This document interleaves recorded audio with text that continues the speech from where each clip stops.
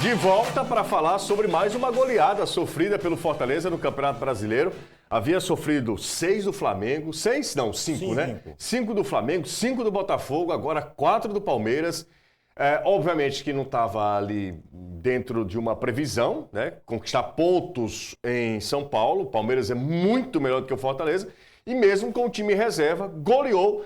Fortaleza não foi páreo pro Fortaleza. O Fortaleza não foi páreo para o Palmeiras, que meteu 4-1. Renato Manso foi o segundo tempo foi um apavoro. O primeiro tempo nós tivemos jogo, né? Eu defini o jogo como o primeiro tempo de esperança e o segundo tempo de apavoro. Eu usei exatamente essa palavra. O primeiro tempo onde o Fortaleza conseguiu ser mais efetivo que o Palmeiras. O Palmeiras faz 1-0 nesse pênalti que a gente está vendo o Rafael Veiga aos 8 minutos. E essa foi a única chegada do Palmeiras no primeiro tempo inteiro. O Palmeiras ficou com quase 65% de posse de bola, mas a gente chama isso de a posse de bola estéril, quando você tem a bola, mas não cria oportunidade de gol. E o Fortaleza chegou pelo menos 3 vezes ao gol do Palmeiras durante o primeiro tempo inteiro, obrigando o Everton a fazer a defesa. As primeiras, a jogada do gol, né? O Lucero, depois o Mancuso e aí o Crispim vai fazer o gol, o primeiro dele nesse retorno ao Fortaleza. É um gol que coloca de novo o Fortaleza no jogo, tira aquele susto de ter saído atrás. E até o final do primeiro tempo vem a chance que poderia ter sido capital, pelo menos para dar um pouco mais de susto ao Palmeiras. Que é a bola que o Fortaleza puxa o contra-ataque, o Breno Lopes sai de frente e o Everton faz a defesa. Aí pronto, é o final do primeiro tempo, volta para o segundo tempo com o Palmeiras todo para cima.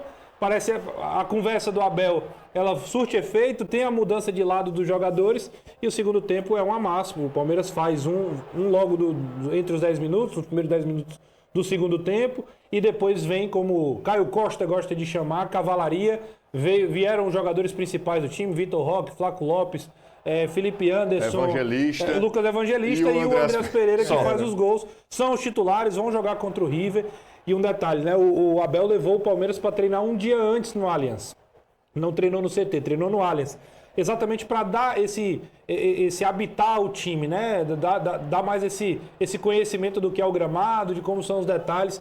E são mínimas coisas que vão fazendo a diferença e o Palmeiras acabou fazendo valer toda a sua superioridade. Fortaleza não conseguiu jogar no segundo tempo, essa é que é a grande verdade. Não dá nem para dizer, sinceramente, se o Fortaleza jogou bem, jogou mal. Foi um amasso, um apavoro, um segundo tempo de treino da equipe do Palmeiras. Mas esse segundo gol aí é um erro grosseiro, né, da defesa do Fortaleza, porque é um lançamento. É um lançamento que o Pacheco vai junto com o Ávila tentar ali competir pela bola e fica o Sousa sozinho para finalizar. Então, assim, nesse tipo de jogo, a gente falava aqui sobre erro zero, né? É claro que não existe erro zero no futebol, mas o mínimo de erro possível. E aí, você comete qualquer erro, é fatal e cai no pé dos caras que têm qualidade. Mas, assim, esse é o Palmeiras. Acho que a maior característica desse time não ter margem, assim, uma margem de erro muito pequena, né, cara? Vacilou, pá! O Inter ganhou de 4-1. Apanhou de 4-1. É o time programado para vencer, não importa como. Se dá para vencer jogando bem, se dá para vencer no amasso, se dá para vencer com 1-0 segurando na defesa, o Palmeiras é um time de competição.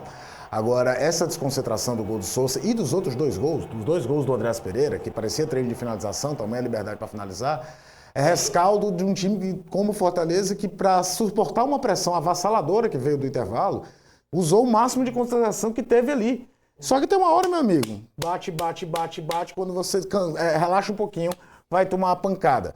É só olhar nos melhores momentos mesmo a quantidade de oportunidade que o Palmeiras teve até fazer o 2-1. O 2-1 demora para sair, tamanho o apavoro, como foi a palavra que você usou. 14 finalizações do Palmeiras no segundo tempo. E quase todas em direção ao gol. Exatamente. Não é aquela coisa do time que está na intermediária, não consegue entrar no último terço do adversário e eu vou chutar daqui e ver o que dá. O Elton Leite fez defesa. Faz defesa. É a bola que bate na trave, bate na linha e sai. É de todo jeito. E aí, meu amigo, veio a diferença do time que é segundo colocado, que é o grande rival do Flamengo na briga pela classificação. O time que é penúltimo. Que é, junto com o Flamengo, os 2 melhores times do continente. São os favoritos a fazer a final da Copa Libertadores contra um time que está na vice-lanterna do campeonato com toda a justiça. O Fortaleza não está na vice-lanterna por acidente de percurso, por azar. Ele tá, como você chegou aqui e falou, é mais uma goleada que o time toma no campeonato. O Fortaleza já tomou mais de quase 40 gols no campeonato em 23 jogos.